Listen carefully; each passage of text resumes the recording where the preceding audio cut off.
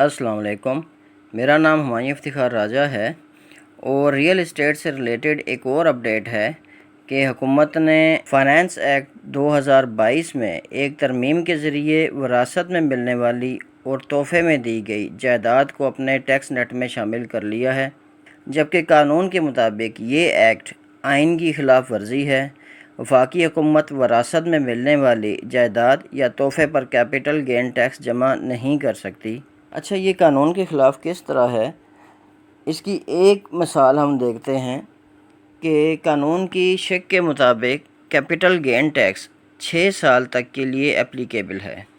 अच्छा, अब ये विरासत में या तोहफ़े में आपको जो प्रॉपर्टी रिसीव हुई है उसकी आपके लिए वैल्यू सिफ़र है, क्योंकि कोई पैसा लगाए बग़ैर आपको वो मिली है, ना आपने ख़रीदी है और ना ही कोई टैक्स बनता है उसके ऊपर।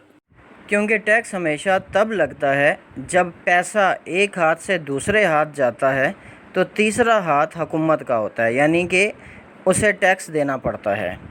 लेकिन तोहफ़ा और वरासत इन दोनों सूरतों में ना ख़रीदार है और ना ही फ़रोख्त करने वाला और ना ही इन दोनों में पैसा इन्वॉल्व है, तो इस सूरत में टैक्स लगाना बनता ही नहीं।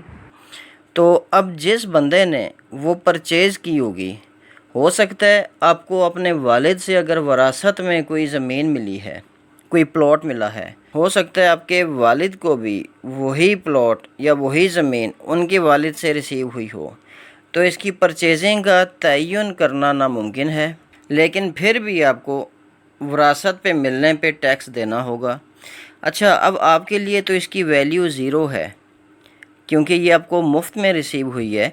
अगर आप उसको बेचते हैं तो उसके ऊपर कैपिटल गेन टैक्स कानून के मुताबिक तो कोई कैपिटल गेन टैक्स नहीं होना चाहिए। लेकिन कानून की एक शिक है जिसे सेक्शन 37 कहते हैं। इस सेक्शन 37 का सब सेक्शन 4A जो है उसे हुकूमत ने ओमिट कर दिया है। ओमिट क्यों किया है? ताकि ये वरासती टैक्स नाफिज किया जा सके। अच्छा, अब ये सेक्शन क्या कहता है?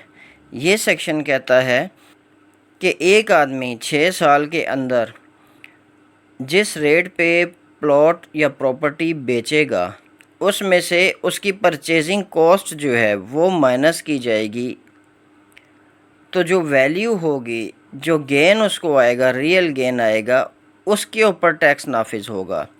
लेकिन इस सेक्शन 37 सब सेक्शन 4A को ओमिट करने के बाद क्या होगा कि एक आदमी जिसे वरासत में या तोहफ़े में एक प्रॉपर्टी मिली है उसके लिए ज़ीरो वैल्यू है, वो अगर उसे बेचता है मार्केट में तो 100% अमाउंट, क्योंकि उसकी वैल्यू में से ज़ीरो माइनस करेंगे तो वो 100% वैल्यू बन जाती है, तो वो 100% वैल्यू टैक्सेबल होगी। उसके ऊपर कैपिटल गेन टैक्स पे करना होगा आपको, जो कि बहुत भारी अमाउंट हो जाएगा, ह्यूज अमाउंट हो जाएगा। मिसाल के तौर पे 1 करोड़ अगर उस प्रॉपर्टी की वैल्यू है, अगर आप उसे बेचते हैं तो 15% के लिहाज से 15 लाख आप हुकूमत को दे देंगे, उसमें से पीछे 85 लाख आपके पास बच जाएगा।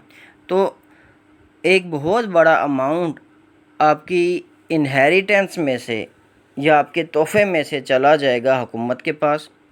और मज़ीद इसके ऊपर मसला ये आएगा कि बाकी जितने भी टैक्सेस हों, एडवांस टैक्स जितना भी डिडक्ट हो, उसे आप अपने फ़ाइनल टैक्स रिटर्न के अंदर एडजस्ट कर सकते हैं।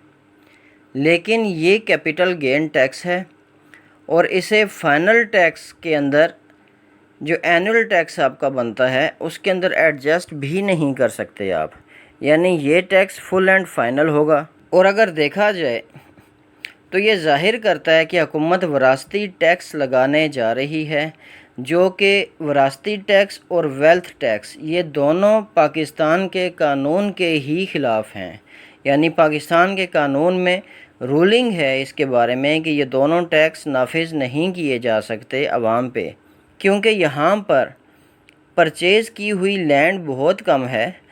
मेजॉरिटी लैंड जितनी भी है वो सदियों से कई कई एकड़, कई कई 100 कनाल ज़मीन लोगों को وراثت میں ٹرانسفر ہو رہی ہے اور لوگوں کی ایک اکثریت کی معاشی حالت بہت خراب ہے، اگر ان کے اوپر بھی اس طرح ٹیکس لگا دیا جاتا ہے تو اس سے حکومت کو تو ٹیکس جمع ہو جائے گا، لیکن لوگوں کی حالت مزید خراب ہوگی۔ یہ اس طرح کا ایک قانون بنایا گیا ہے کہ جو الٹا پاکستان کے آئین سے بھی متصادم ہے اور ٹیکس نافذ کرنے کے جو منصفانہ قوانین ہیں ان کے بھی خلاف ہے۔ چلیں آج کے لیے اتنا ہی، مجھے اپنی دعاؤں میں یاد رکھیے گا، میرا چینل سبسکرائب کیجیے گا۔ بہت شکریہ، اللہ حافظ۔